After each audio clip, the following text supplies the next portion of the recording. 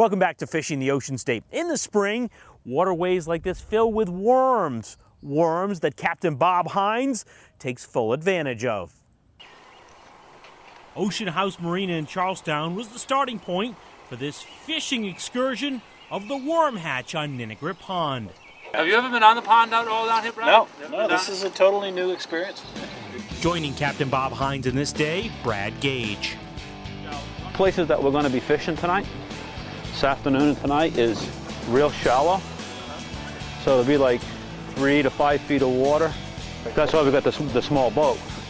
If we were going, offshore, we would take the bigger boat. But so you've never seen any worms? Nope, I've never seen them. I've never fished them. All right, well, let me give you the lowdown so you know what happens. Okay. Within the estuary proper, there's multiple coves, all right? Mm-hmm. And each cove is somewhat different in water temperature. If there's eel grass and mud, that's what we're looking for, because these little worms are going to hatch out of the mud.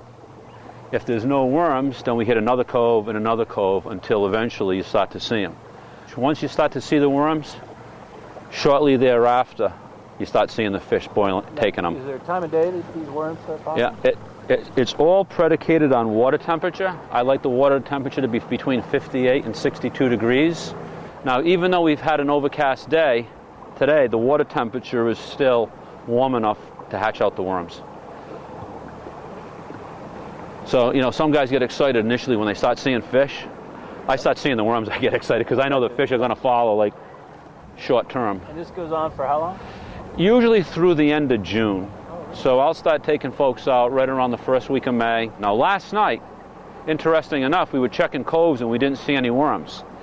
So I saw one bird, just one seagull, just flying, and he came down and he dipped and went up, went up again, came down, dipped, and then landed on the water. And I said to the two guys on the boat, I said, there's worms in that cove. The guy looks at me like, this guy's whacked, right? This guy doesn't know what the hell. So one bird, all it took. We went in there were the worms. And soon, reason for Bob to get excited. He just picked a worm. He's on worms.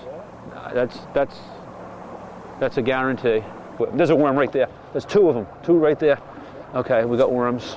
They're going to vary in size from as small as a ½ inch to as big as 4 inches.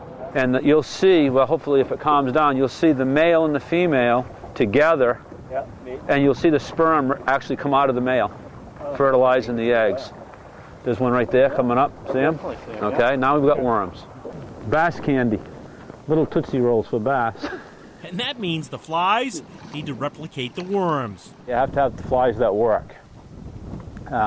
Some nights you can come out here and be really frustrated because you can't key in on what the fly actually looks like. So you got to spend some time studying the worms, looking at their characteristics, the way they swim, the color, the size, and try to tie flies that represent exactly what they look like. We try different colors because if you look at the worms, some are orange, some are red, some are brown. So we try to mimic exactly what they're feeding on by changing the color of the materials that we use when we tie the flies. Saw a fish busting right next to the boat. They'll be all around the boat. Don't even worry about those. Just cast it out, as far as you can. See my left hand? Yep. Just a steady pull. And what will they do? Will they whack it? They will just, And very soon, that's exactly what they did. Got him. That away, Brad. Fish on. That away, buddy. First worm hatch striper for you, Brad? First worm hatch. Look at him out here. Let me get another fly on here for you real quick. Another one, Brad. You are the man. You gonna let the captain hook one? This is what, remember I told you about 92% of my guys come back for the worm hatch? This is why. Look at it. Hey, guess what, Captain? We got a double. Nothing better than this. Worm hatch bass.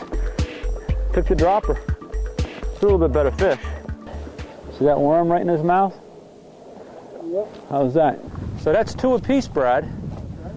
And we've only been here a short while, so hopefully it's there he is! Bam! He nailed it. Man, he snaked that. Lots more bass on the worm hatch when Fishing the Ocean State returns. It's got some girth, though. It's not a bad fish.